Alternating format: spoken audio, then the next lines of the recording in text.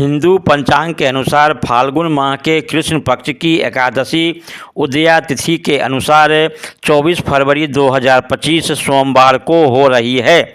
इस एकादशी का नाम विजया एकादशी है। विजया एकादशी की सबसे खास बात यह है कि इसका संबंध मर्यादा पुरुषोत्तम भगवान श्री राम चंद्र जी से है। धार्मिक मान्यताओं के अनुसार विजया एकादशी का व्रत आत्मा पर समस्त पापों का शमन करने वाला है और समस्त विरोधियों एवं शत्रुओं का नाश करता है। विजया एकादशी कैसे करना है, अब इसके बारे में जानकारी प्राप्त करते हैं। एकादशी तिथि से एक दिन पहले दशमी तिथि से ही खान पान में सुधार कर लेना चाहिए, जैसे चावल, मसूर की दाल, लहसुन, प्याज, मांस, मछली का सेवन बंद कर देना है। एकादशी तिथि को सवेरे उठकर नित्य क्रिया से निवृत्त होकर जल में गंगा जल मिलाकर स्नान करना चाहिए। स्नान के बाद साफ सुंदर पीला वस्त्र धारण करें तथा तिलक लगावें। उसके बाद सूर्य भगवान एवं पितृदेव को जल अर्पण करना चाहिए। इसके बाद भगवान का पूजन के लिए बैठें और सबसे पहले हाथ में जल लेकर एकादशी व्रत का संकल्प करके जल भगवान के चरणों में अर्पित करना चाहिए। पूजन के लिए सबसे पहले पीले रंग के आसन पर श्री हरि, विष्णु जी एवं लक्ष्मी माता की मूर्ति या फोटो को स्थापित करें। अगर भगवान की मूर्ति है तो भगवान को पंचामृत से स्नान कराना चाहिए और फिर गंगा जल से स्नान कराना चाहिए। उसके बाद भगवान को सुंदर वस्त्र, तिलक, फूल से श्रृंगार करें। अगर मूर्ति नहीं है तो फोटो को ही स्वच्छ जल से पोंछकर भगवान को तिलक एवं फूल माला से श्रृंगार करना चाहिए। भगवान की जहाँ पूजा कर रहे हैं वहीं पर तुलसी जी का पेड़ भी रखें और उसका भी पूजन करना चाहिए। पूजन में पुष्प, माला, चंदन, रौली, गाय के घी का दीपक, धूप बत्ती, पंचामृत एवं नैवेद्य प्रसाद के साथ खुशी मन से पूजन करना चाहिए। प्रसाद में तुलसी दल अवश्य ही देना चाहिए। पूजन के बाद विजया एकादशी व्रत की कथा भी कहनी चाहिए।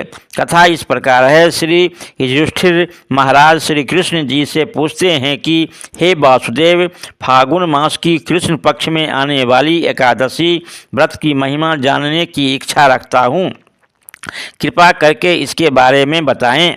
तब श्री कृष्ण जी कहते हैं कि जो भी जीव इस विजया एकादशी व्रत का पालन करते हैं उसको इस जन्म में भी और अगले जन्म में भी निश्चित रूप से विजय प्राप्त होती है। यह एकादशी पुराने तथा नए पापों को नाश कर देती है। इस एकादशी की कथा सुनने मात्र से ही पापों का नाश हो जाता है। श्री कृष्ण जी युधिष्ठिर महाराज से कह रहे हैं कि एक बार नारद मुनि ने ब्रह्मा जी से प्रश्न किया कि हे देवता में श्रेष्ठ, आप मुझे बताइए कि जो भी व्यक्ति या जीव श्रद्धापूर्वक इस विजया एकादशी व्रत का पालन करते हैं उन्हें क्या लाभ प्राप्त होता है।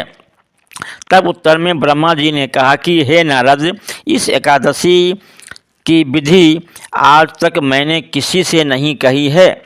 इस एकादशी का फल इसके नाम से ही पता लगता है।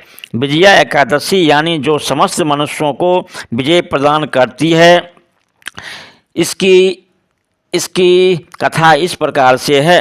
त्रेता युग में जब भगवान श्री रामचंद्र जी को 14 वर्षों का वनवास हुआ था, तब राम, लक्ष्मण, सीता जी भिक्षुक के रूप में पंचवटी में रहने लगे थे। जब रावण ने सीता माता का हरण किया तब प्रभु राम और लक्ष्मण जी व्याकुल होकर वन में सीता जी की खोज करने लगे। जब घायल अवस्था में जटायु मिले तब जटायु जी ने श्री रामचंद्र जी से माता सीता के रावण द्वारा हरण का पूरा वृत्तांत सुनाया। कुछ आगे जाने पर हनुमान जी से भेंट हुई और हनुमान जी के द्वारा सुग्रीव जी से श्री रामचंद्र जी की मित्रता करवाई। उसके बाद श्रीलंका पर चढ़ाई की योजना बनाई गई। समुद्र तट पर पहुंचने पर श्री राम जी और लक्ष्मण जी सोचे कि समुद्र को कैसे पार किया जाए। तब लक्ष्मण जी कहते हैं कि हे रघुनंदन, इस द्वीप में प्राचीन काल से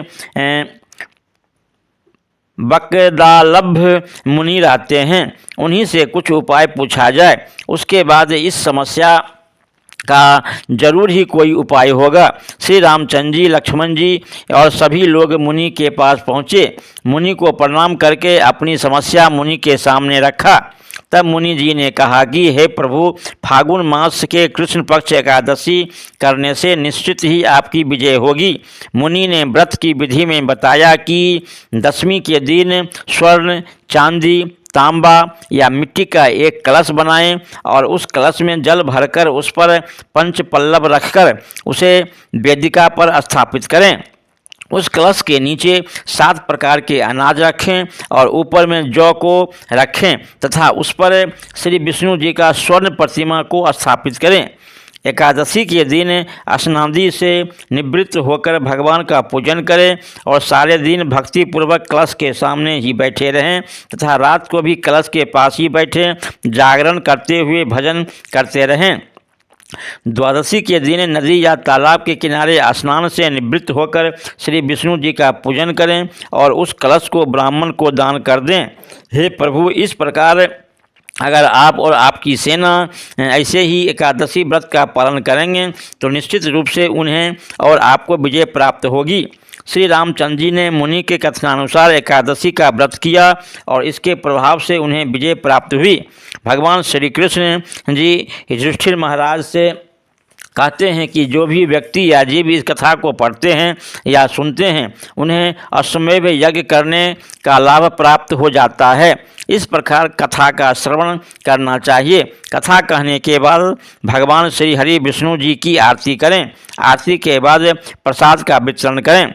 एकादशी निर्जला ही रखना चाहिए, लेकिन स्वास्थ्य को देखते हुए शरबत, दूध एवं फल का सेवन किया जा सकता है।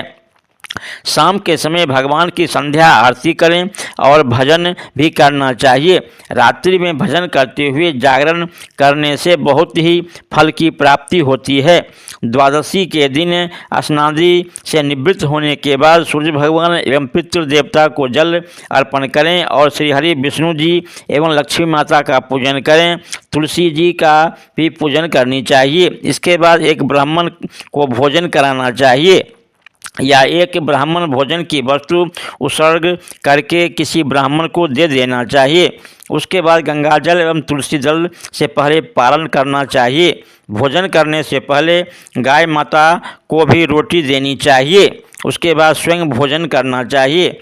भोजन में चावल अवश्य ही खाना चाहिए। इस प्रकार से एकादशी व्रत करने से भगवान श्री हरि विष्णु एवं लक्ष्मी माता अति प्रसन्न होते हैं और अपने भक्तों की सारी मनोकामनाएं को पूर्ति करते हैं।